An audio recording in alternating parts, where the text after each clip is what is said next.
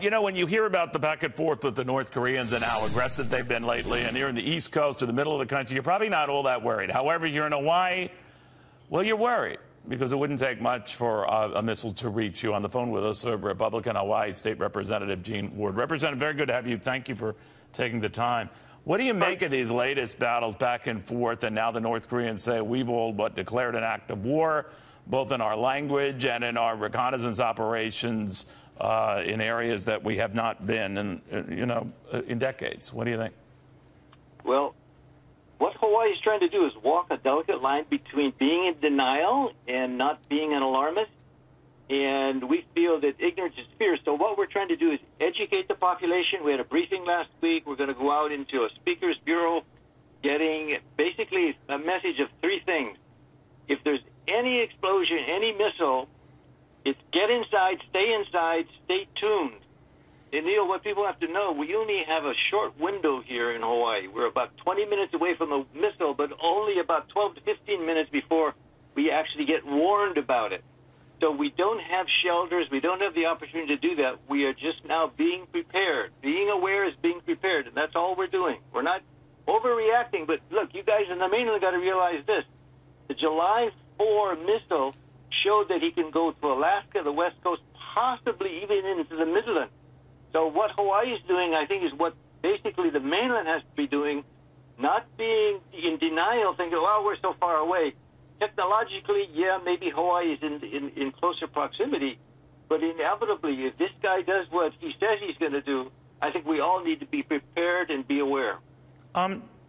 What are your thoughts of the way we have been reacting to the North Korean leader, Kim Jong-un? Now, they take great offense to the way the president referred to him as Rocket Man, that the president would be very aggressive and destroy North Korea, that this type of language has made things more agitated.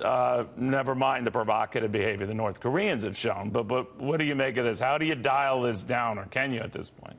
You got to remember, this started 50 years ago. You're absolutely right. With, the end of the quote, end of the Korean War to now, Hawaii was placed on a map of death along with Vandenberg and Barksdale, where the B-52s are, in 2013. But because of appeasement, i.e. strategic patience, and what I would call weak intelligence, we're suddenly now trying to play catch-up. On July 4, when they sent the missile over, it was saying that the Defense Intelligence Agency said, hey, well, we probably underestimated their technology by 5 years. That is embarrassing and unacceptable. We got to get better intelligence, and basically the appeasement of the last three administrations just didn't cut it. So we really underestimated this guy. And so the rhetoric today is, to me, is a sideshow. This has been going on for decades, and we've never faced the music. Now we have no choice but to do what we're doing. Do you think he would act militarily, Kim Jong-un? It's a cheap analogy, but it's a wildly barking dog inside of a house warning the elephant surrounding it not to enter, or he'll come out and bite and kill one of us. He doesn't see the perception of what he's trying to do. I think the analogy used to be mad, mutually assured destruction. He wants equilibrium. But I think it's going to be sad, which is basically the suicidal assured destruction. The guy cannot win, so what he's trying to do, he's got a GDP of $1,800 a year per capita. The guy's got no economy. He's got no fellowship other than through fear. Right. Trying to push is just beyond comprehension. All right. Representative, be safe, be well. Thank you for the heads up on everything. But you're right. Prepare people for the worst.